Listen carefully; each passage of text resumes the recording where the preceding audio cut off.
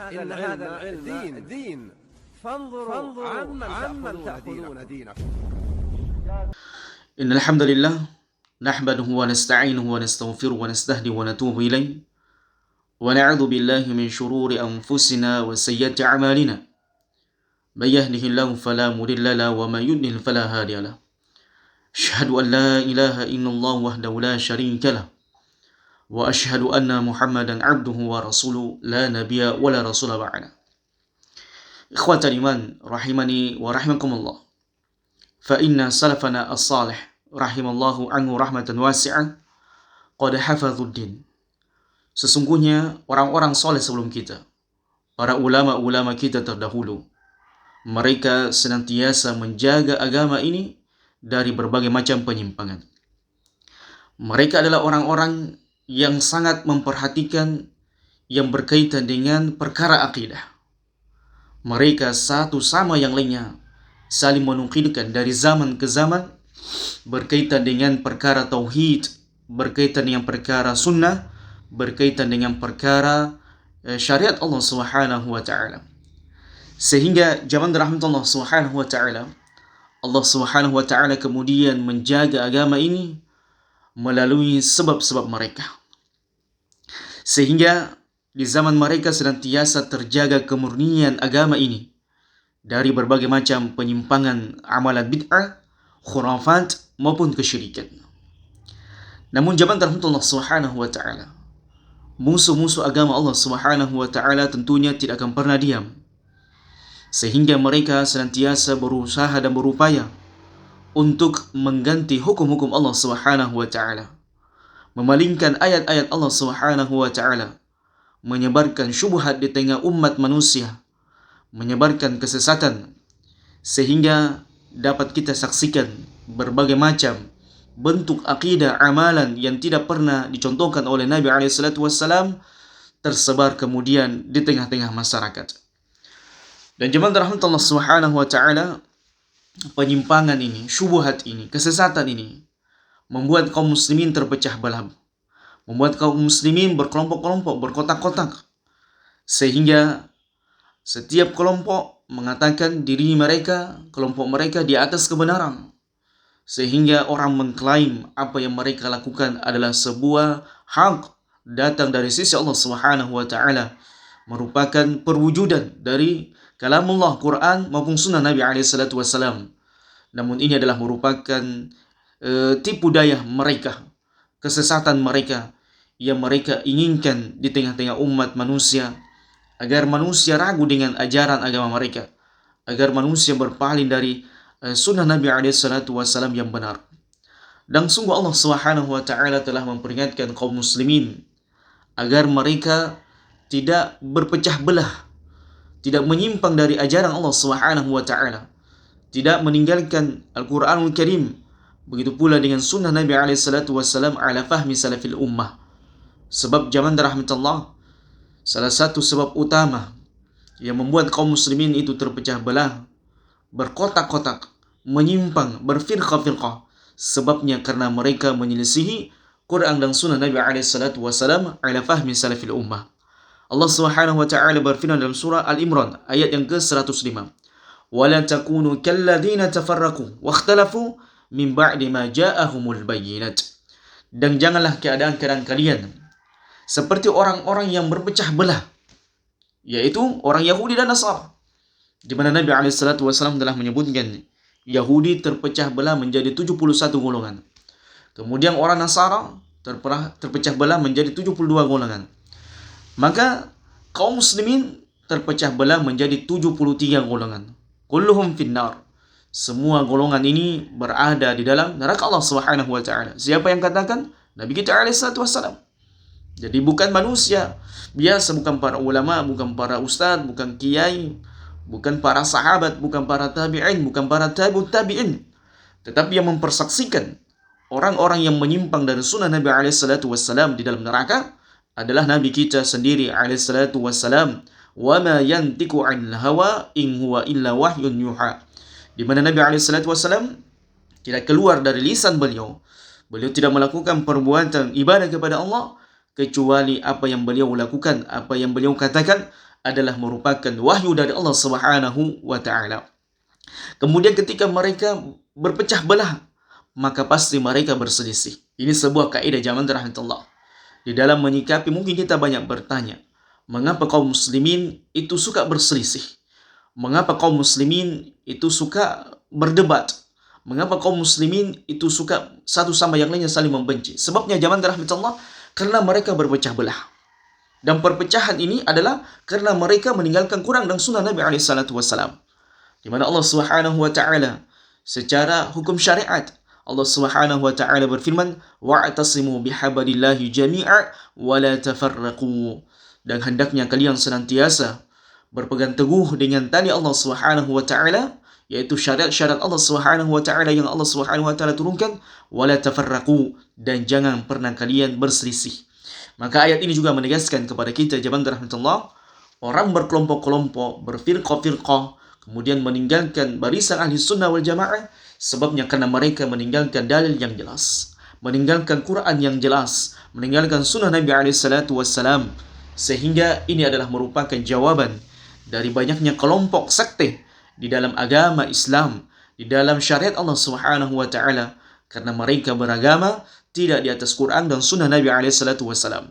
Dan toh kalau mereka beragama di atas Quran dan sunnah Nabi SAW, pasti pemahamannya keliru, tidak sesuai dengan pemahaman salaful ummah. Dan sebagaimana Allah Subhanahu wa taala juga berfirman dalam surah Ar-Rum ayat yang ke-21, ayat yang ke-31-32. Allah Subhanahu wa taala berfirman, "Wala takunu minal musyrikin." Dan janganlah keadaan kalian seperti orang-orang musyrik. Kenapa orang-orang musyrik itu? Minal ladzina farraqu dinahum wa kanu syi'an. Di mana orang-orang musyrik ini mereka senantiasa memecah belah agama-agama mereka. Ya, wa kanu syi'an, dan mereka ini berkelompok-kelompok. Kita lihat zaman rahmatullah, orang-orang Yahudi berkelompok-kelompok, orang Nasara berkelompok-kelompok. Maka Allah Subhanahu wa taala mengingatkan kepada kaum muslimin, wala takunu minal musyrikin. Dan jangan kalian keadaannya itu seperti orang musyrik, orang yang menyekutukan Allah Subhanahu wa taala. Artinya apa zaman rahmatullah? Sebab perpecahan adalah karena terjadinya penyimpangan dalam agama Allah Subhanahu wa taala. Dan penyimpangan yang besar adalah melakukan kesyirikan. Sehingga yang menyatukan kaum muslimin adalah tauhid zaman rahmatullah. Bahwasanya kita dipersatukan walaupun mungkin suku kita berbeda-beda, ras kita berbeda-beda, bangsa kita berbeda-beda, namun kita disatukan, dipersaudarakan di atas tauhid, di atas keimanan dan ketakwaan kepada Allah Subhanahu wa taala. Sebagaimana Allah Subhanahu wa taala berfirman mengingatkan kepada kaum muslimin dahulu, muhajirin dan ansar. Wadhkuru ni'matallahi 'alaikum, dan ingatlah nikmat Allah Subhanahu wa taala atas kalian wahai muhajir dan ansar. Idz kuntum a'da, kalian dahulu itu adalah saling bermusuhan, saling berperang. Fa'allafa baina qulubikum. Kemudian Allah Subhanahu wa taala membuat hati kalian lemah lembut, membuat hati kalian lembut. Fa'asbahtum bi ni'matihi ikhwana, sehingga dengan nikmat tersebut yang Allah Subhanahu wa taala berikan kepada kalian, kelembutan yang Allah Subhanahu wa taala tancapkan di dalam diri kalian, sehingga kalian saling bersaudara, saling merahmati, saling menyayangi. Maka ini adalah merupakan nikmat zaman rahmatullah seseorang apabila mereka membangun agamanya di atas tauhid, di atas keimanan dan ketakwaan kepada Allah Subhanahu wa taala. Sehingga para ulama kemudian mengatakan tidak ada sesuatu yang bisa menyatukan kaum muslimin, barisan kaum muslimin, kecuali tauhid kepada Allah Subhanahu wa taala dan menegakkan sunnah Nabi SAW. Sehingga mustahil zaman rahmatullah persatuan itu bisa diwujudkan dengan amalan-amalan kesyirikan. Begitu pula sangat mustahil, tidak akan bisa terwujud persatuan itu dengan amalan-amalan bid'ah yang banyak dilakukan oleh kaum muslimin. Allah Subhanahu wa taala telah menerangkan dan menjelaskan hal tersebut. Maka jangan pernah kemudian kita bertanya, kemudian meragukan mengapa kaum muslimin sangat lemah, mengapa kaum muslimin berpecah belah. Sebabnya karena kaum muslimin menyimpang dari ajaran Allah Subhanahu wa taala, melakukan ritual-ritual kesyirikan yang diperangi oleh Allah Subhanahu wa taala. Sehingga hari ini banyak kaum muslimin, jumlah mereka banyak, namun mereka kagutha, seperti buih yang tidak memiliki nilai, yang tidak perlu dikhawatirkan dan ditakutkan. Namun kaum muslimin itu akan dikhawatirkan dan ditakutkan oleh musuh-musuhnya manakala mereka menegakkan sunnah Nabi SAW dan menegakkan tauhid kepada Allah Subhanahu wa taala. Dan salah satu zaman rahmat Allah Subhanahu wa taala, amalan kesyirikan yang banyak dilakukan oleh kaum muslimin tanpa sadar adalah mereka melakukan amalan ibadah kepada Allah Subhanahu wa taala karena manusia, karena makhluk, atau mereka meninggalkan sebuah amalan, meninggalkan maksiat dan dosa karena perasaan penghormatan kepada seseorang, memuliakan seseorang. Dia mengatakan, saya Islam karena Anda, saya bertobat karena Anda, saya begini dan begitu karena Allah. Seperti orang-orang Syiah zaman rahmatullah. Kita banyak saksikan keadaan orang-orang Syiah.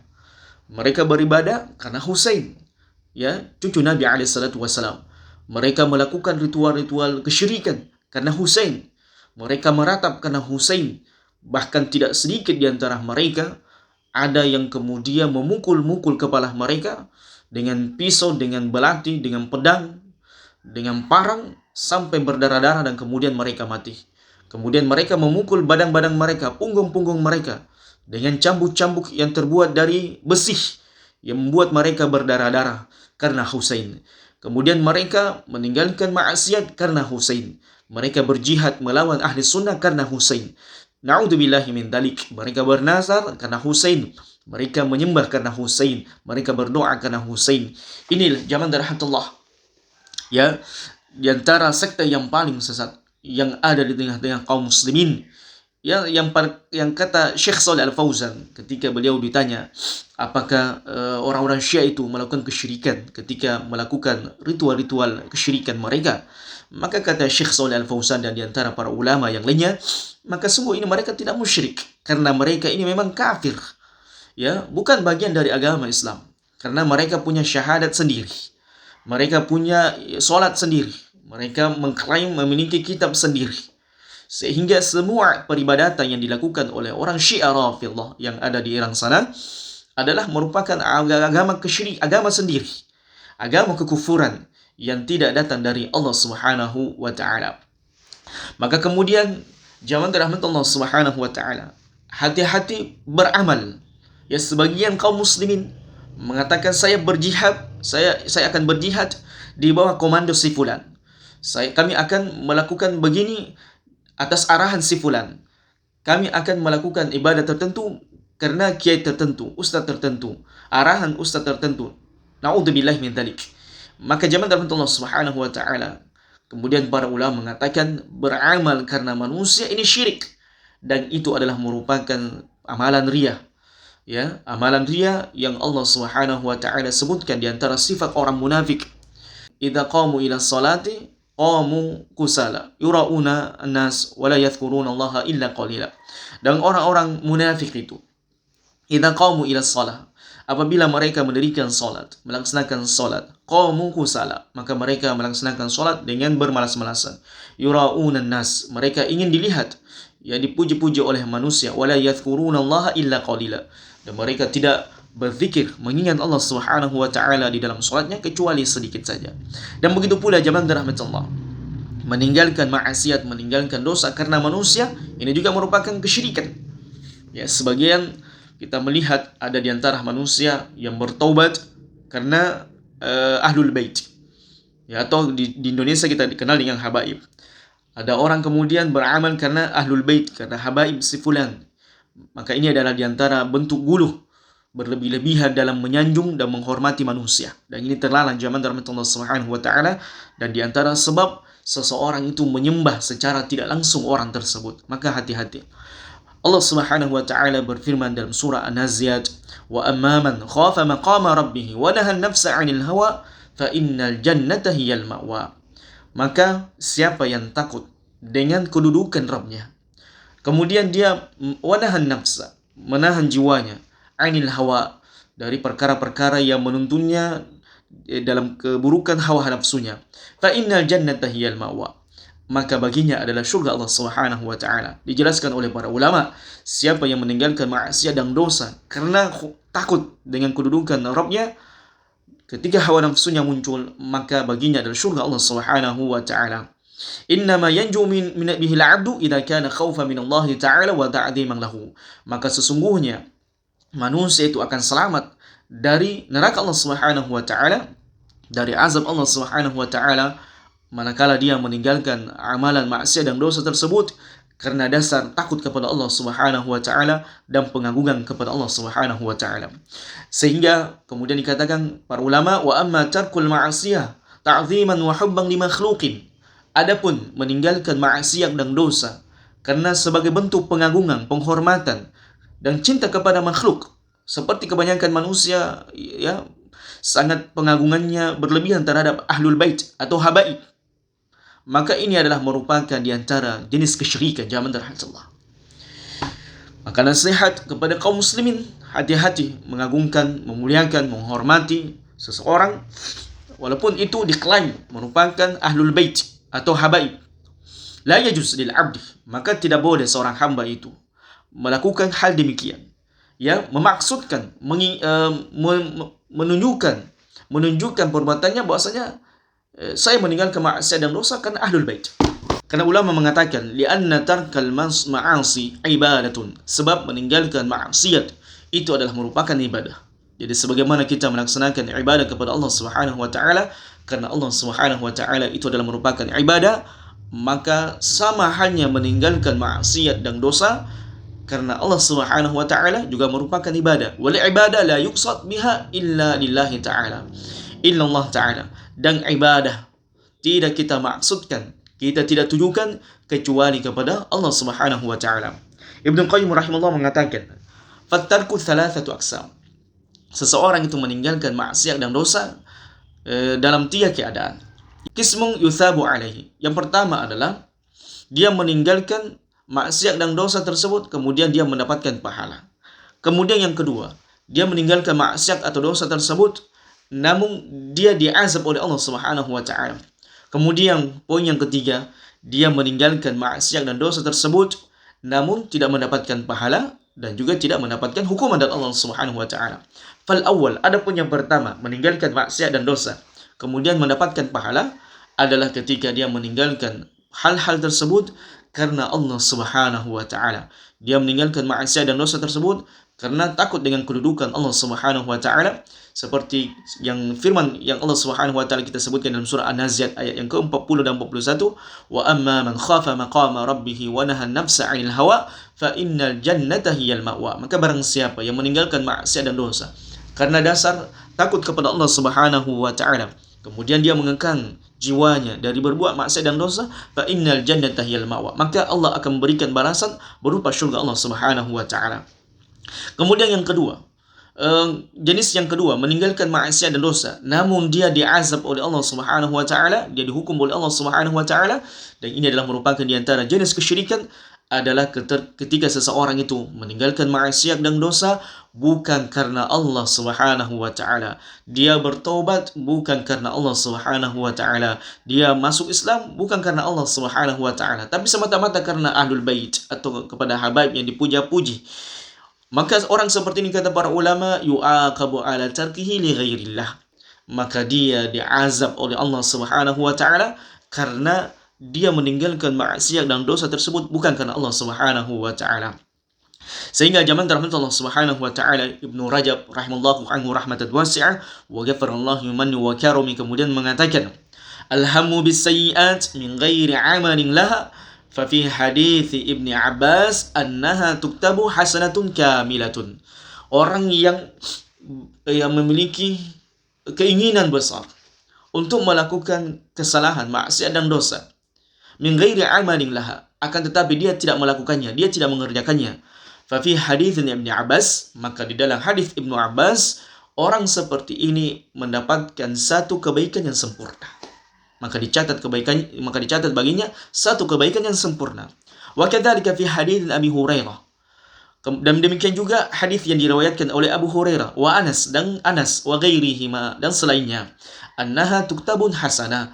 Ini juga Dipertegas bahwasanya orang yang meninggalkan maksiat dan dosa, kemudian orang yang menginginkan di dalam dirinya untuk berbuat maksiat dan dosa namun dia tidak melakukannya, maka dia mendapatkan pahala yang besar di sisi Allah Subhanahu wa taala. Innama tarkuha min jarai. Sesungguhnya dia meninggalkan maksiat dan dosa tersebut karena aku, kata Allah Subhanahu wa taala. Sehingga zaman rahmat Allah Subhanahu wa taala, sebagai kesimpulan yang bisa kita sampaikan pada kesempatan yang berbahagia ini adalah hendaknya kaum muslimin meninggalkan segala bentuk amalan kesyirikan, meninggalkan segala bentuk peribadatan kepada makhluk. Islam datang untuk menghilangkan dan memusnahkan peribadatan kepada makhluk dan hanya beribadah kepada Sang Khalik, yaitu Allah Subhanahu wa taala. Sehingga hati kita harus kita jaga dari penyimpangan-penyimpangan berbagai macam bentuk kesyirikan dalam perkara cinta, dalam perkara menghormati, dalam perkara memuliakan, dalam perkara meninggalkan, maka semuanya kita tujukan kepada Allah Subhanahu wa taala. Allah Subhanahu wa taala menjelaskan, "Wa ma umiru illa liya'budullaha mukhlishina lahuddin." Dan mereka manusia itu tidak diperintah beribadah kepada Allah, jalan-jalan ibadah kepada Allah, kecuali mereka mengikhlaskan ibadah ini kepada Allah Subhanahu wa taala. Jadi mereka tidak beribadah bukan karena ahlul bait, ya, bukan karena habaib. Sebagian orang ada semangat sekali berinfak, bersedekah karena ahlul bait. Sebagian orang ada yang semangat berjalan berkilo-kilometer demi seruan ahlul bait. Maka jamaah rahmatullah subhanahu wa ta'ala, bertakwalah setiap seorang muslim. Jangan sampai semua amalan yang kita lakukan, harta yang telah kita keluarkan, tenaga yang telah kita keluarkan, semuanya sia-sia di sisi Allah, karena kita melakukan amalan bukan karena dasar cinta kepada Allah, namun cinta ahlul bait. Siapa ahlul bait? Apabila mereka tidak beriman dan bertakwa kepada Allah, maka azab mereka didobelkan, dikali lipatkan oleh Allah Subhanahu wa taala. Justru ahlul bait lebih harus mengikuti sunnah Nabi SAW. Dan justru ahlul bait lebih harus lagi mendakwakan tauhid, mendakwakan sunnah Nabi SAW. Sehingga para ulama mengatakan, inna hamma bima'asiyatin thumma taraka amaluha khaufan minal makhluqin. Maka ada pun orang yang menggebu-gebu melakukan maksiat, kemudian dia meninggalkannya karena takut kepada makhluk atau penghormatan kepada makhluk, maka orang seperti ini diazab oleh Allah Subhanahu wa taala atas niat yang dia yang ada dalam dirinya, atas niat yang ada dalam dirinya, yaitu dia meninggalkan maksiat dan dosa. Mungkin dia pernah merokok, kemudian dia tinggalkan rokok dan mengatakan, ya habaib, wahai syekh, wahai ahlul bait, saya tinggalkan rokok ini karena cinta kepadamu. Wa ahlul bait, saya bersedekah, ini tanah wakaf, saya berikan kepada anda karena saya cinta kepadamu. La yajuz, tidak boleh seperti ini jamaah rahmatullah subhanahu wa ta'ala. Lianna taqdima khawfil makhluqin ala khawfillah muharramun. Sebab mendahulukan rasa takut kepada makhluk dari Allah Subhanahu wa taala, maka ini adalah merupakan perkara syirik dan diharamkan oleh Allah Subhanahu wa taala. Wa kadzalika qasdur riya lil makhluqin muharramun. Demikian juga mengamalkan sesuatu, melakukan sesuatu, beribadah kepada Allah Subhanahu wa taala karena makhluk, maka ini juga merupakan sebuah perkara haram. Ya, perkara haram zaman rahmatullah. Misalnya mungkin ya kita memuliakan ustaz kita, kiai kita, ya ahlul bait. Namun sebagian manusia mengatakan, ya saya berpuasa karena si habaib berpuasa. Saya bersedekah karena si habaib bersedekah. Saya begini dan begitu karena si habaib bersedekah. Melakukan demikian. Fa idza iktarana bihi tarkul ma'asiyah li ajli uqiba ala hadza tark. Maka apabila ada dua niat di dalam dirinya, niat karena Allah dan niat karena si fulan, maka ini adalah merupakan di antara amalan yang akan diazab oleh Allah Subhanahu wa taala. Demikianlah zaman dari Allah Subhanahu wa taala pembahasan kita berkaitan dengan perkara-perkara yang banyak dilakukan oleh kaum muslimin tanpa sadar. Maka ini adalah merupakan di antara bentuk keburukan, bentuk kesyirikan kepada Allah Subhanahu wa taala. Wa qadimna ila ma amilu faja'alnahu haba'an manthura. Jangan sampai kita sudah mengharapkan dari kelitihan kita, dari harta yang kita telah infakkan, kita mengharapkan pahala di sisi Allah Subhanahu wa taala di akhirat kelak. Namun semua amalan yang kita lakukan ini Allah jadikan seperti buih yang tidak ada nilainya, yang tidak ada harganya di hadapan Allah Subhanahu wa taala, sebab semua amalan yang kita lakukan ternyata di dalamnya ada kesyirikan, atau amalan yang kita lakukan adalah amalan bid'ah, amalan yang tidak ada tuntunannya dari Nabi SAW. Sehingga orang yang selamat di dunia sampai di akhirat kelak, orang yang sempurna peribadatannya kepada Allah Subhanahu wa taala, meningkati kesempurnaan, adalah mereka yang senantiasa beribadah kepada Allah di atas tauhid, di atas mengesahkan Allah Subhanahu wa taala, dan di atas sunnah Nabi SAW. Dan ini adalah merupakan inti ajaran Islam, yaitu tauhid, la ilaha illallah, dan sunnah Nabi SAW, wa anna Muhammadar Rasulullah. Hadza wallahu a'lam bishawab. Subhanakallahumma wa bihamdika asyhadu an la ilaha illa anta astaghfiruka wa atubu ilaik. Wa akhiru dawana anil hamdulillahi rabbil alamin. Wassalamu alaikum warahmatullahi wabarakatuh.